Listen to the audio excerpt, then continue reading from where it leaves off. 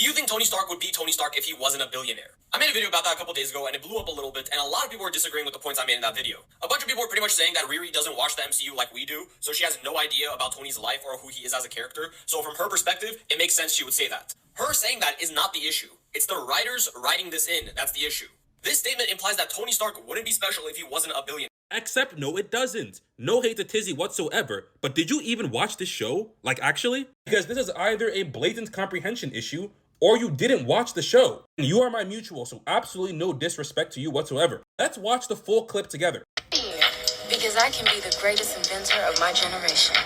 Which doesn't mean much without the resources to bring my ideas to life.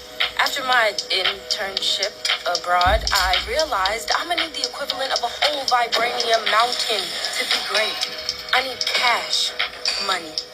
Do you think Tony Stark would be Tony Stark if he wasn't a billionaire? No shade. It's just the way the world works. So if you and the people complaining actually watch the show, or even the full clip for that matter, and not just like that one singular sentence that you're hyperfixating on, it would be pretty obvious why the writers put that in. One of the primary differences between Riri and Tony is that Tony is a genius who has tons of money, and Riri is a genius who has nothing. The whole point of the show, summarized in that beginning clip, is that she has the intellect, but not the resources. So the line not only makes sense for her to say in character, it also makes sense in connection to the main theme of the story. Riri wants to build an iron suit to have a sense of safety after watching her father and friend die in front of her. So she has convinced herself that gathering money to build the suit is what's going to give her this sense of safety. But her obsession with getting money to build this suit is clearly a false remedy, and she comes to realize this by the fact that all this shit that she's doing, working with Parker to raise this money that she's so obsessed with getting, is having an adverse effect. She wants to keep her friends and family and loved ones safe, while working with Parker is literally doing the exact opposite, putting her friends and family and loved ones in more danger than they already were. Only through confronting her past does she get over this obsession with money and is able to build a suit with the help of her loved ones with the resources that she already has. This character arc is mirrored by Parker, who is also obsessed with money. This is because he was abandoned by his father at a young age, who was more focused on money and wealth than his own son. This led Parker to make a deal with Mephisto so that he can become filthy rich. He's willing to do anything it takes to get that because he thinks that getting this money is going to fill the void, because he thinks this money is going to fix the emotional wound that he got as a child. The whole idea of money and the lack thereof plays a massive role in both the character arcs of Riri the protagonist and Parker the villain. When you said the line was just bad writing,